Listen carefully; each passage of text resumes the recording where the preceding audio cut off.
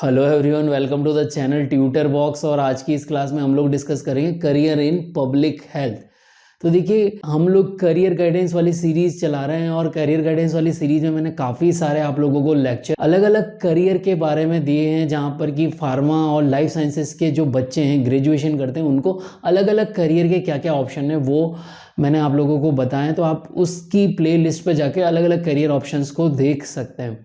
और यहाँ पर हम आज के इस लेक्चर में पब्लिक हेल्थ का करियर क्या होता है, इसमें क्या एलिजिबिलिटी क्राइटेरिया है, इसमें किस तरह की हमें लर्निंग करनी पड़ती है, क्या क्या काम सीखना पड़ता है, और जॉब एस्पेक्ट क्या है, किस तरह के जॉब मिलेंगे, सैलरी क्या मिलेगी, उन सब के बारे में डिस्कस करेंगे। तो आइए आगे बढ़ते हैं। आगे बढ़ने से पहले इतना ही कहना चाहूँगा कि जिन्होंने भी अब तक चैनल को सब्सक्राइब नहीं किया है वो चैनल को सब्सक्राइब और जरूर कर लें, और जो अलग अलग प्ले लिस्ट है उनको भी सब बच्चों के साथ शेयर करें। तो आइए, सबसे पहले बच्चों के मन में ये कन्फ्यूज़न रहता है कि करियर इन जो पब्लिक हेल्थ है वो क्या डॉक्टर बनना ही है, क्योंकि पब्लिक हेल्थ से बच्चों को ऐसा लगता है कि शायद ये करियर डॉक्टर बनने का है।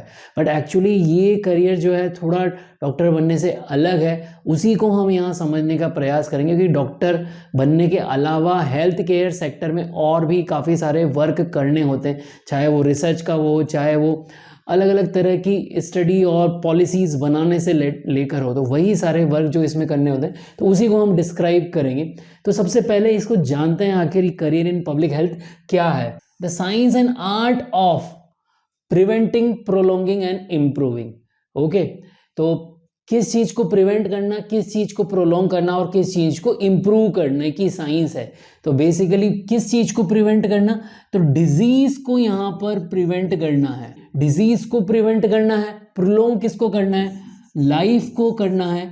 और इम्प्रूव किसको करना है कि डिजीज होने के बाद जो पेशेंट की लाइफ है, उस पेशेंट की लाइफ को क्वालिटी लाइफ में चेंज करना है, कि क्वालिटी लाइफ से वो जिए, मतलब उसकी जो लाइफ हो काफ़ी अच्छी हो। So ultimately public health is a science and art of preventing disease, prolonging life and improving quality of life. तो देखिए, जनरली होता क्या है, जैसे आप लोगों ने देखा होगा कि डेंगू फैल गया या मलेरिया फैल गया या कोविड-19 आ गया, तो उस टाइम पर डॉक्टर्स ने तो अपना वर्क किया ही सही, फार्मासिस्ट ने भी अपना वर्क किया, नर्सिंग स्टाफ ने भी वर्क किया। बट जो कोविड था उसको लेकर जो पॉलिसीज़ बनाई गई, वैक्सीन्स को लेकर क्या पॉलिसीज़ बनाई गई, ठीक है। इसी तरह से जब डेंगू फैल जाता है या मलेरिया फैल जाता है या कोई भी जो कम्युनिकेबल डिजीज़ है वो फैल जाती है, या नॉन कम्युनिकेबल डिजीज़ भी हो, उनको लेकर जो पॉलिसीज़ बनाई जाती हैं, उन पॉलिसीज़ में कौन इन्वॉल्व होता है, उसमें डॉक्टर्स इन्वॉल्व होते हैं, उनमें फार्मासिस्ट इन्वॉल्व होते हैं, साइंटिस्ट इन्वॉल्व होते हैं, नर्सिंग स्टाफ इन्वॉल्व होता है, और जो हेल्थ केयर प्रोफेशनल्स होते हैं कि किस तरह से उसकी एपिडेमियोलॉजी का डाटा होना चाहिए, डेमोग्राफी से रिलेटेड डाटा होना चाहिए, बिहेवियरल से रिलेटेड डाटा होना चाहिए, और किस तरह से हमें पॉलिसी बनानी चाहिए ताकि पेशेंट पर कम कॉस्ट का बर्डन आए और उसकी हेल्थ जो अच्छे से रिकवर हो और अच्छे से मैनेज हो। तो यही सारा काम कौन करता है, यही सारा काम पब्लिक हेल्थ प्रोफेशनल्स करते हैं। तो आइए देखिए, इसमें दो तरह की डिग्री होती है यहाँ पर, मास्टर इन पब्लिक हेल्थ होता है, ओके, और MBA इन पब्लिक हेल्थ होता है। तो इनके सबके बारे में जानेंगे हम लोग। अब देखिए, यहाँ पर मास्टर इन पब्लिक हेल्थ में हमें किस तरह के कोर्सेज पढ़ने होते हैं, मतलब किस तरह की स्टडी हमें करनी होती है, इसके बारे में जानते हैं। तो देखिए, क्या आप सीखेंगे, क्या आपको पढ़ना पड़ेगा जब आप इस कोर्स के अंदर एडमिशन्स लेंगे। तो सबसे पहले आइए देखिए, यहाँ पर सबसे पहले आपके पास में क्या, health system and policy development. Health system के बारे में आपको जानना पड़ेगा कि इंडिया का हेल्थ सिस्टम कैसा है, सेंट्रल गवर्नमेंट के इंस्टीट्यूशन कैसे हैं, हॉस्पिटल्स के कैसे हैं, प्राइवेट हॉस्पिटल के बेडेड, कितने बेड के हॉस्पिटल है, 100 बेडेड, 1000 बेडेड, अर्बन एरिया में किस तरह से फैसिलिटी डेवलप की हुई है, रूरल एरिया में किस तरह से फैसिलिटी डेवलप की हुई है। तो हेल्थ सिस्टम को समझना पड़ेगा। आप चाहे किसी भी कंट्री में जाइए, उस कंट्री के हेल्थ सिस्टम को हमें समझना पड़ता है, और पॉलिसी का डेवलपमेंट किस तरह से किया जाता है। तो ये एक सब्जेक्ट आएगा आपका, तो उसमें आप लोगों को इसके बारे में पढ़ना पड़ेगा। उसके बाद हेल्थ मैनेजमेंट आपको पढ़ना पड़ेगा। हेल्थ मैनेजमेंट के 3 विंग हो गए, ऑर्गेनाइजेशनल मैनेजमेंट, जैसे कि हॉस्पिटल का किस तरह से मैनेजमेंट करना है, या मिनिस्ट्री ऑफ हेल्थ है उसका मैनेजमेंट किस तरह से होता है, उसमें क्या क्या सब स्ट्रक्चर्स होते हैं वो पढ़ना पड़ता है। फिर साथ ही साथ फाइनेंशियल मैनेजमेंट, फंड का किस तरह से किया जाएगा, हेल्थ केयर के अंदर जो फंड है उसका मैनेजमेंट किस तरह से किया जाएगा, वो सारा सब कुछ देखा जाता है। Then operational management, okay. जैसे कि कोविड के अंदर जो पॉलिसीज बनाई गई, तो वो जो पॉलिसीज बनाई उनका किस तरह से इम्प्लीमेंट किया जा रहा है, जो भी पॉलिसी बनाती है गवर्नमेंट उसका इम्प्लीमेंट कैसे किया जाता है। जैसे कि गवर्नमेंट ने फ्री ड्रग डिस्ट्रीब्यूशन स्कीम बनाई है, गवर्नमेंट ने हेल्थ इंश्योरेंस की स्कीम बनाई, तो उसका इम्प्लीमेंट किस तरह से होगा, तो ये सारा वर्क कौन करेगा, पब्लिक हेल्थ प्रोफेशनल्स करेंगे। ओके, फिर आ जाता है एपिडेमियोलॉजी। एपिडेमियोलॉजी में हम ये स्टडी करते हैं कि किस एज ग्रुप को किस एरिया में कौन से डिजीज ज़्यादा हो रही है, इस तरह से हम एपिडेमियोलॉजी में स्टडी करते हैं। काफ़ी बड़ा सेक्टर है, मैं बिल्कुल थोड़ी थोड़ी ही इंफॉर्मेशन आप लोगों को यहाँ पर दे रहा हूँ। फिर बायोस्टैटिस्टिक्स आपको पढ़ना पड़ेगा। बायोस्टैटिस्टिक्स में क्या होता है, क्योंकि इंडिया में या कहीं भी पूरे वर्ल्ड वाइड हेल्थ सेक्टर में तो बहुत सारा डाटा आता है, या कोई भी सेक्टर सब जगह डाटा बहुत आता है। उस जो डाटा हमें मिलता है उसको स्टैटिस्टिकली एनालाइज किया जाएगा, क्योंकि हमें सिग्निफिकेंस देखना है कि कौन से ट्रीटमेंट का कितना सिग्निफिकेंस आ रहा है, या कौन सी पॉलिसी हमने इंप्लीमेंट की तो उसका कितना बेनिफिट जनता को मिल रहा है। तो ये बायोस्टैटिस्टिक्स में देखा जाता है। फिर उसके बाद हेल्थ इकोनॉमिक्स आपको पढ़ना पड़ेगा, क्योंकि हेल्थ केयर सेक्टर में कितना बजट देना है, उसकी इकोनॉमिक्स कितनी रखनी है, बीपीएल परिवारों को कितना बजट देना है, कितना अलोकेशन करना है। तो इस तरह की जो पॉलिसीज बनाई जा रही है उसको बजट कितना बढ़ाना है, किस एरिया में कितना बजट बढ़ाना है, कौन से डिजीज के सेक्टर में कितना बजट बढ़ाना है, और उसको किस तरह से मैनेज करना है, that is going to study in the health economics. Then उसके अलावा डेमोग्राफी एंड पॉपुलेशन साइंस के बारे में पढ़ाया जाता है कि कौन से पॉपुलेशन कितनी बढ़ रही है और किस एरिया में कौन से डिजीज ज़्यादा हो रही है, वो सारी सब कुछ स्टडी डेमोग्राफी के अंदर की जाती है।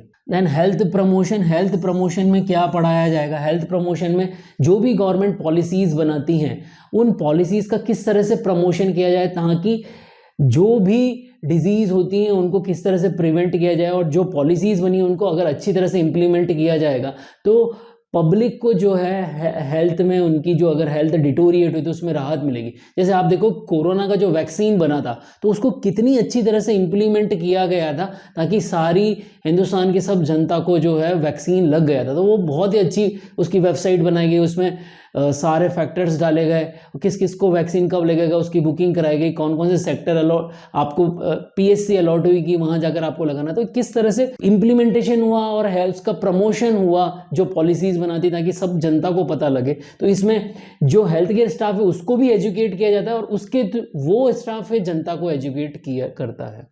Then social and behavioural changes in effective communication of the health. तो यहाँ पर डिजीज होने के बाद में किस तरह से चेंजेस आ रहे हैं पब्लिक के अंदर, और सोशली क्या चेंजेस आ रहे हैं, चाहे वो पुअर हो चाहे और डिजीज कंडीशन में हो, तो उसमें क्या चेंजेस आ रहे हैं, और चेंजेस आने के बाद में उसकी हेल्थ को लेकर जो है उसका इफेक्टिव कम्युनिकेशन हो रहा है नहीं हो रहा है। तो बिहेवियरल चेंजेस भी जो है स्टडी किए जाते हैं। उसके बाद एनवायरमेंटल एंड ऑक्यूपेशनल जो है हेल्थ, इसकी स्टडी की जाती है कि एनवायरमेंटल अगर चेंज हो रहा है तो उसके एनवायरमेंटल जो हैजार्ड्स हैं उनकी वजह से कौन कौन सी डिजीज़ हो रही है। साथ ही साथ ऑक्यूपेशन मतलब कि अगर कोई फैक्ट्री में वर्क कर रहा है तो वैसे लोगों को कौन सी डिजीज़ हो रही है।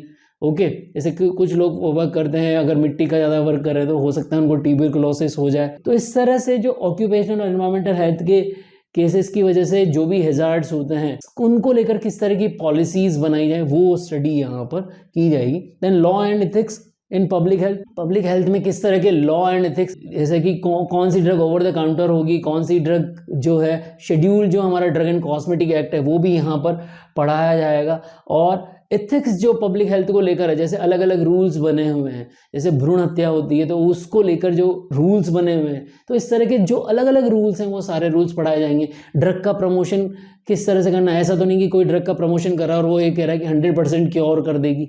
तो वो सब कुछ यहाँ पर लॉ एंड एथिक्स जो है पब्लिक हेल्थ प्रोफेशनल को पढ़ाया जाता है। तो आई होप आप लोगों को समझ में आया होगा कि यहाँ पर हम किस तरह की स्टडीज़ करेंगे। अब ये यहाँ पर एलिजिबिलिटी क्राइटेरिया क्या है, कौन कौन यहाँ पर एडमिशन ले सकता है, या किस किस तरह के बच्चों को इस फील्ड के अंदर अपना करियर बनाना चाहिए। जैसे कि MBBS है वो अपना यहाँ पर एडमिशन ले सकते हैं, साथ ही साथ BDS हैं जो डेंटल सर्जरी कर रहे हैं वो भी यहाँ एडमिशन ले सकते हैं, और BAMS आयुर्वेदा, होम्योपैथी, यूनानी और सिद्धा जो के अंदर जो आयुष सिस्टम के अंदर जो अपनी बैचलर डिग्री कर रहे हैं वो भी पब्लिक हेल्थ केयर सेक्टर के अंदर जा सकते हैं। साथ ही साथ फार्मास्यूटिकल साइंसेस के बच्चे जो हैं B फार्मा जो कर रहे हैं वो इसमें अपना करियर बना सकते हैं। B फार्मा करने के बाद वो मास्टर इन पब्लिक हेल्थ कर सकते हैं। देन BSc नर्सिंग जो कर रहे हैं वो भी इसमें अपना करियर बना सकते हैं। और बेसिक जो BSc कर रहे हैं मतलब बैचलर इन साइंस करें, चाहे बॉटनी से करें, जूलॉजी से करें, केमिस्ट्री या फिजिक्स से करें, वो भी जो है इसके अंदर अपना करियर बना सकते हैं। इसके अलावा स्टैट्स हैं, जो बीएससी मैथमेटिक्स स्टैट्स करता है वो बायोस्टेटिशियन बन सकता है। एंड अलाइड हेल्थ फील्ड जितने भी हैं वो सब भी इसके अंदर जा सकते हैं। तो ये एलिजिबिलिटी क्राइटेरिया हो गया मास्टर इन पब्लिक हेल्थ या एमबीए इन पब्लिक हेल्थ में आपका एडमिशन लेने का। अब अगर हम इसके कोर्स का ड्यूरेशन देखेंगे कि जैसे मास्टर इन पब्लिक हेल्थ का कोर्स का ड्यूरेशन कितना है, तो ये ड्यूरेशन जो है 2 साल का है। इसमें 4 सेमेस्टर होते हैं। इन 4 सेमेस्टर में फर्स्ट ईयर में 2 मंथ की इंटर्नशिप होती है, और जो सेकेंड ईयर होता है उसमें भी 6 मंथ की इंटर्नशिप होती है। उसमें डिजिटेशन वर्क करना होता है, उसमें आपको थीसिस सबमिट करनी होती है। तो उसमें आप रिसर्च वर्क करोगे, फील्ड वर्क करोगे, जैसा भी आपका जो गाइड अलॉट होता है वो आपको जो वर्क देता है वो आप लोगों को करना होता है हेल्थ केयर से रिलेटेड। और जो हमने अभी अलग अलग सब्जेक्ट देखे, जैसे हेल्थ इकोनॉमिक्स हो गया, डेमोग्राफी हो गया, एपिडेमियोलॉजी हो गया, तो आपके गाइड कौन से फील्ड के अंदर आपको वर्क करने को देते हैं उसी तरह का वर्क आप करोगे, ताकि आपका स्पेशलाइजेशन हो जाता है कि आप एपिडेमियोलॉजिस्ट बनेंगे या पब्लिक हेल्थ एनालिस्ट बनेंगे, क्या बनेंगे। ये हमारा एलिजिबिलिटी क्राइटेरिया हो गया। अब आइए देखते हैं कि आप कौन कौन से इंस्टीट्यूशन में आप एडमिशन्स ले सकते हैं। तो देखिए यहाँ पर जितने भी हमारे एम्स हैं उनमें आप एडमिशन ले सकते हैं। ओके, उसके अलावा मेडिकल कॉलेजेस हैं, वहाँ पर जितने भी मेडिकल कॉलेजेस हैं उन मेडिकल कॉलेजेस के अंदर भी मास्टर इन पब्लिक हेल्थ का कोर्स होता है, चाहे वो स्टेट गवर्नमेंट के हों या प्राइवेट कॉलेजेस हों, उनके अंदर एडमिशन होता है। तो वहाँ पर आप ले सकते हैं। जिपमेर हो गया, TISS मतलब Tata institute of social sciences Mumbai के अंदर है। इसके अलावा public health foundation of India का जो IIPH है, Indian institute of public health, ये काफ़ी अच्छा इंस्टीट्यूशन है सेंट्रल गवर्नमेंट का। ये दिल्ली में है, गांधीनगर में है, भुवनेश्वर में है। तो ये अलग अलग जगह पर है। वहाँ पर काफ़ी अच्छी जो मास्टर इन पब्लिक हेल्थ की डिग्री यहाँ से आप लोगों को मिल सकती। इसके अलावा national institute of health family and welfare से जो सेंट्रल गवर्नमेंट का इंस्टीट्यूशन है वहाँ से आप कर सकते हैं। इसके अलावा बहुत सारी state university, state government university, वहाँ से भी ये कोर्स किया जा सकता है। उसके अलावा काफ़ी सारी प्राइवेट यूनिवर्सिटी हैं जो top rated NAC A category की या A+ कैटेगरी की, वहाँ से आप ये कोर्स कर सकते हैं। उसके अलावा जैसे प्राइवेट यूनिवर्सिटी में IHMR यूनिवर्सिटी है, वो US की जॉन हॉपकिंस यूनिवर्सिटी के साथ में इस कोर्स को करा रही है, तो वहाँ भी से भी आप कर सकते हैं। ये मैंने काफ़ी कम आपको बताया, बट जैसे मैंने टॉप मोस्ट इंस्टीट्यूशन बताए, इनमें सीट्स वैसे गवर्नमेंट के अंदर 10 या 15 सीट ही होती हैं, तो उसका एग्ज़ाम भी होता है। उस एग्ज़ाम को देकर आप ये इस कोर्स के अंदर एडमिशन ले सकते हैं। उसके अलावा प्राइवेट इंस्टीट्यूशन में ज़्यादा सीट होती है, तो वहाँ भी आप जा सकते हैं। तो पहले जो गवर्नमेंट के इंस्टीट्यूशन उनमें आप एडमिशन लेने का प्रयास करें, अगर वहाँ नहीं होता तो फिर आप प्राइवेट सेक्टर में जाएँ। देखिए, अब आपके दिमाग में प्रश्न आ रहा होगा कि आखिर हम बनेंगे क्या इसको लेकर। तो MPH करने के बाद, मास्टर इन पब्लिक हेल्थ करने के बाद आपका जॉब प्रोफाइल क्या होगी, आपको जॉब एस्पेक्ट क्या होगा, जॉब रोल आपको क्या मिलेगा। तो यहाँ पर देखिए, आप सबसे पहले हम देखिए HEOR के अंदर जा सकते हैं। HEOR पर मैंने करियर इन HEOR में का भी एक अभी लेक्चर बनाया था, आप उसको मैं यहाँ आई बटन पे शो कर रहा हूँ, तो वो आप देख सकते हैं। HEOR मतलब health economics and outcome research. तो इस फील्ड के अंदर जा सकते हैं, इसमें भी काफ़ी अच्छी आप लोगों को सैलरी मिल जाएगी। उसके अलावा आप बायोस्टेटिशियन बन सकते हैं, क्योंकि जितनी भी डाटा आता है उसका क्लिनिकल ट्रायल का डाटा हो या हेल्थ के पॉलिसीज़ का डाटा हो, हेल्थ पॉलिसी इम्प्लीमेंटेशन का डाटा हो, वो सब कुछ यहाँ बायोस्टेटिशियन को आएगा। Policy management in health care, इसके अंदर जा सकते हैं। जितनी भी गवर्नमेंट पॉलिसीज़ बनाती है उसके अंदर स्टाफ को डिप्लॉय किया जाता है और स्टाफ की रिक्रूटमेंट किया जाता है, तो पॉलिसी मैनेजमेंट के अंदर जा सकता है। इसके अंदर बेसिकली जो डॉक्टर्स होते हैं, चाहे वो MBBS किया हो, BDS किया हो या BAMS, तो वो लोग काफ़ी इन्वॉल्व रहते हैं पॉलिसी मैनेजमेंट के अंदर, क्योंकि गवर्नमेंट उनसे सलाह लेती है कि किस तरह से पॉलिसी बनाई जाए। इसके अलावा हेल्थ इकोनॉमिस्ट आप बन सकते हो। ओके, तो ये काफ़ी सारी कंपनीज होती हैं जिनमें हेल्थ इकोनॉमिक्स की जो है वैकेंसीज होती हैं, तो health as a health economics आप जा सकते हैं। इसके अलावा देखिए, काफ़ी सारे जॉब्स आपको पब्लिक हेल्थ एनालिस्ट के मिल जाएंगे। पब्लिक हेल्थ एनालिस्ट की जॉब्स आपको मिल जाएंगी, तो पब्लिक हेल्थ एनालिस्ट बन सकते हैं। मोस्टली कंपनी में पब्लिक हेल्थ एनालिस्ट की पोजीशन वेकेंट रहती है। इसके अलावा हेल्थ बिहेवियर एनालिस्ट भी बना जा सकता है, जो हमने बिहेवियरल सब्जेक्ट पढ़ा उसके अकॉर्डिंग। अगर आप मास्टर्स में स्पेशलाइजेशन इन अलग अलग सब्जेक्ट में करोगे तो आप उस फील्ड के लिए एलिजिबल रहोगे जॉब करने के लिए। इसके अलावा एपिडेमियोलॉजिस्ट बन सकते हैं एंड रिसर्च साइंटिस्ट बन सकते हैं आप लोग। बहुत सारी पोजीशन निकलती हैं JRF की, SRF की, तो वहाँ पर जा सकते हैं। उसमें पहले टेम्पररी जॉब कर सकते हैं और उसके बाद आप परमानेंट जॉब कर सकते हैं। तो इनिशियली आपको जो है रिसर्च की जॉब करते हैं, जैसे मास्टर इन पब्लिक हेल्थ किया, उसके बाद आपको पीएचडी करनी है तो आप जेआरएफ एसआरएफ में भी जा सकते हैं। उसके अलावा टीचिंग तो है ही सही, क्योंकि किसी भी इंस्टीट्यूशन में मास्टर इन पब्लिक हेल्थ को पढ़ाने के लिए टीचर्स की तो ज़रूरत है ही सही। तो यहाँ पर गवर्नमेंट इंस्टीट्यूशंस हैं, इसके अलावा प्राइवेट इंस्टीट्यूशंस हैं, उन सभी में assistant professor, associate professor, professor की जॉब्स निकलती रहती हैं, तो वहाँ भी जा सकते हैं। तो गवर्नमेंट हो चाहे प्राइवेट हो, सभी जगह बिना टीचिंग के तो कुछ है ही नहीं, तो टीचिंग तो बहुत ज़रूरी है, तो इस फील्ड के अंदर भी आप जा सकते हैं। तो ये मैंने जॉब प्रोफाइल बताया। अब आपके मन में ये प्रश्न आ रहा होगा कि आखिर ये कौन कौन से ऑर्गेनाइजेशन है या कौन कौन सी कंपनीज है जो ये पब्लिक हेल्थ से रिलेटेड जॉब देती है। तो आइए देखते हैं उन्हीं को कि पब्लिक हेल्थ से कौन जॉब देता है। तो देखिए इसमें हमारे पास में गवर्नमेंट हेल्थ डिपार्टमेंट्स हैं, उसमें आपकी जॉब्स लग जाएगी। जैसे कि गवर्नमेंट हेल्थ के डिपार्टमेंट है, उनकी स्कीम्स है, जैसे कि एनआरएचएम हो गया, उसके अलावा ministry of health and family welfare हो गया, वहाँ पर बहुत सारी जॉब्स निकलती हैं। एनयूएचएम हो गया, नेशनल अर्बन हेल्थ मैनेजमेंट हो गया।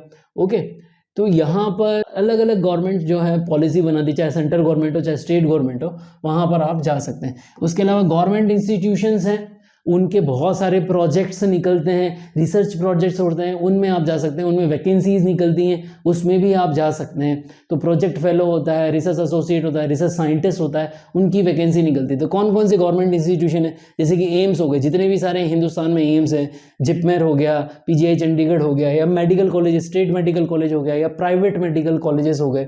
उसके अलावा गवर्नमेंट के इंस्टीट्यूशन है, जैसे कि आईसीएमआर हो गया, सीएसआईआर की जितनी बॉडीज है, जैसे डिपार्टमेंट ऑफ बायोटेक्नोलॉजी हो गया, डीएसटी हो गया, इन सब में काफ़ी सारी वैकेंसीज निकलती रहती हैं। आईसीएमआर का ही इसी तरह से एनआई हो गया, इसी तरह से आईआईपीएच हो गया, Indian institute of public health management, public health, तो वहाँ पर भी जाया जा सकता है, उनमें भी जॉब्स निकलती। इंटरनेशनल ऑर्गेनाइजेशन, ये पब्लिक हेल्थ का बहुत ही बड़ा अच्छा डोमेन है, जहाँ पर कि आप जॉब ले सकते हैं, जैसे कि WHO हो गया, यूनिसेफ हो गया, यूएनडीपी हो गया, यूनाइटेड नेशन का जो ऑर्गेनाइजेशन है, उसमें आप जा सकते हैं। तो यहाँ पर जाने के लिए आपको क्या करना होगा, बेसिकली यहाँ पर इनिशियली इनके प्रोजेक्ट्स निकलते रहते हैं। आप WHO की वेबसाइट पर जाएँ, यूनिसेफ की वेबसाइट पर जाएँ, यूएनडीपी की वेबसाइट पर जाएँ, तो यहाँ के जो प्रोजेक्ट निकलते रहते हैं उसमें आप अप्लाई करें, और जिस इंस्टीट्यूशन में आप पढ़े वहाँ भी इनके प्रोजेक्ट चलते हैं, तो उसमें भी अगर आपको एक्सपीरियंस होगा, इनिशियली आपका टेम्परेरी जॉब लगता है और उसके बाद आप धीरे धीरे जो है अलग अलग टेम्परेरी जॉब में ही स्विच करते हैं। बट जैसे WHO है तो उसमें project to project switch over होता रहता है, और WHO, यूनिसेफ और इनकी जो सैलरी होती है उसमें टैक्स भी नहीं लगता है, तो दैट इज़ इम्पॉर्टेंट। हालांकि टैक्स की कंडीशन बदलती रहती है, गवर्नमेंट अलग अलग लाती रहती है, तो ये तो बदलता रहेगा। तो इंटरनेशनल ऑर्गेनाइजेशन में जाने के लिए आपको अलग अलग कंट्री में जा सकते हैं, तो आपको बहुत अच्छा एक्सपीरियंस हो जाएगा, सैलरी भी काफ़ी अच्छी आप लोगों को मिलेगी। उसके अलावा नॉन गवर्नमेंट ऑर्गेनाइजेशन है, तो उसमें जैसे पाथ हो गया या केयर फाउंडेशन हो गया, तो ये काफ़ी सारे जॉब्स अवेलेबल कराते हैं। तो ये तो मैंने कुछ 2 ही एग्जांपल दिए जो काफ़ी ज़्यादा फेमस है, उसके अलावा और भी बहुत सारे एग्जांपल हैं जहाँ पर कि आप जा सकते हैं। इसके अलावा इंश्योरेंस कंपनीज हो गई और कंसल्टिंग फर्म्स हो गई, जैसे मैकेंजी हो गई, या फिर IT कंपनीज हो गई, उनमें भी पब्लिक हेल्थ से रिलेटेड अगर उन लोगों के पास प्रोजेक्ट है तो वो लोग जो है कंसल्टिंग फर्म डिमांड करती पब्लिक हेल्थ प्रोफेशनल्स की। उसके अलावा KPO और CRO, knowledge process outsourcing company या क्लिनिकल रिसर्च ऑर्गेनाइजेशन जो होते हैं, वहाँ पर पब्लिक हेल्थ प्रोफेशनल की ज़रूरत होती है। तो जैसे कुछ एग्जांपल मैंने दिया है, IQVIA हो गया, आइकॉन हो गया, परएक्सेल हो गया, PPD हो गया, या और भी बहुत सारी कंपनी है, बहुत बड़ी लिस्ट है CRO की और KPO की, वहाँ आप जा सकते हो। तो ये सारे ऑर्गेनाइजेशन है जहाँ पर कि आप जॉब ले सकते हैं। मैंने बहुत छोटी ही लिस्ट दी है, लिस्ट बहुत बड़ी है, but just I am giving you idea, एक आइडिया आप लोगों को मिल जाए कि कहाँ कहाँ जॉब्स मिल सकती हैं। तो अब देखिए, आखिर इतना सब कुछ जानने का आपके मन में प्रश्न यही आ रहा हो कि आखिर मैं ये फील्ड क्यों चूज़ करूँ, क्योंकि सबके मन में यही रहता है कि सैलरी जिसमें ज़्यादा मिले उसको फील्ड हमको चूज़ करना चाहिए। तो देखते हैं सैलरी कितनी मिलती है यहाँ पर। तो ये देखिए, सैलरी आपको फ्रेशर को कितनी सैलरी मिलेगी। तो फ्रेशर की हम मिनिमम सैलरी हम ये कह रहे हैं कि 3 लाख रुपए जो है पर एनम उसको मिल जाएगी। और अगर आप गवर्नमेंट ऑर्गेनाइजेशन में टीचिंग की पोजीशन पे जाते हैं तो उसको 8 लाख रुपए से शुरुआत हो जाएगी उसकी पर एनम। ओके, बट और अगर आप फ्रेशर में भी कोई मल्टीनेशनल कंपनीज में चले जाते हैं तो वहाँ 3 से 5 लाख तक आपकी शुरुआत हो जाएगी। जॉब सबको मिलेगी, ये जरूर हो सकता है कि किसी को थोड़ा टाइम लग जाए, 4 महीने 5 महीने 6 महीने लग जाए, पर सभी की जॉब लगे, कोई खाली नहीं रहेगा इस फील्ड के अंदर। अब देखिए एक्सपीरियंस कैंडिडेट है तो यहाँ पर जो है 5 से 8 लाख, 0 से 5 साल के एक्सपीरियंस में 5 से 8 लाख का आपको पैकेज मिल जाएगा। 5 to 10 ईयर एक्सपीरियंस है आपको तो 8 से आपको 15 लाख का जो है पैकेज मिल जाएगा। 10 to 15 ईयर अगर आपको एक्सपीरियंस है तो 15 to 25 लाख का आपको पैकेज मिल जाएगा। और 15 to 20 ईयर एक्सपीरियंस है तो 25 to 30 लाख का पैकेज मिल जाएगा। और 20 प्लस ईयर एक्सपीरियंस है तो 30 लाख प्लस का पैकेज आपको मिल सकता है। वेरी कर सकता है अलग अलग आपके एक्सपीरियंस के बेसिस पे, क्योंकि आप अगर WHO में जाते हैं या और यूनिसेफ में जाते हैं तो वहाँ पर सैलरी और ज़्यादा होती है, या जब आप कोई बहुत अच्छा वर्क करते हैं किसी फील्ड के अंदर, हायर पोजीशन में चले जाते हैं तो आपकी सैलरी काफ़ी बढ़ जाती है। पॉलिसी मेकिंग में चले जाते हैं तो उसमें भी प्राइवेट कंपनीज के अंदर काफ़ी सैलरी बढ़ जाती है। थोड़ा फ्लक्चुएशन हो सकता है यहाँ पर। तो एक मैंने ओवरव्यू दिया, एक टेक होम सैलरी आप क्या जाएंगे, एक एवरेज सैलरी आप 3 से 5 लाख, 5 साढ़े 5 लाख के आसपास एक एवरेज सैलरी आप एक एवरेज पर्सन को यहाँ पर मिल जाएगी। ग्रोथ इस फील्ड के में अंदर काफ़ी है, क्योंकि ग्रोथ तो जितना disease day by day disease का बर्डन बढ़ता ही जा रहा है, चाहे वो कार्डियोवास्कुलर हो चाहे न्यूरोलॉजिकल हो, सभी का बर्डन बढ़ता जा रहा है, चाहे कम्युनिकेबल डिजीज़ हो, सबका बर्डन बढ़ता जा रहा है। तो पब्लिक हेल्थ प्रोफेशनल्स की तो नीड है ही है, ये फील्ड कभी ख़त्म होगा नहीं। तो यहाँ मैंने आप लोगों को सारी चीज़ें इसके बारे में बताई, क्या एलिजिबिलिटी क्राइटेरिया, कौन कौन से इंस्टीट्यूशन है, क्या सिलेबस आपको पढ़ना पड़ेगा, कहाँ पढ़ना पड़ेगा, क्या जॉब रोल मिलेगा, कौन कौन से ऑर्गेनाइजेशन है। तो ये सारी चीज़ें मैंने आपको इस एक लेक्चर में समराइज़ करी। अगर आप लोगों को ये लेक्चर पसंद आया तो ज़्यादा से ज़्यादा बच्चों तक शेयर करें। जय भारत, जय हिंद।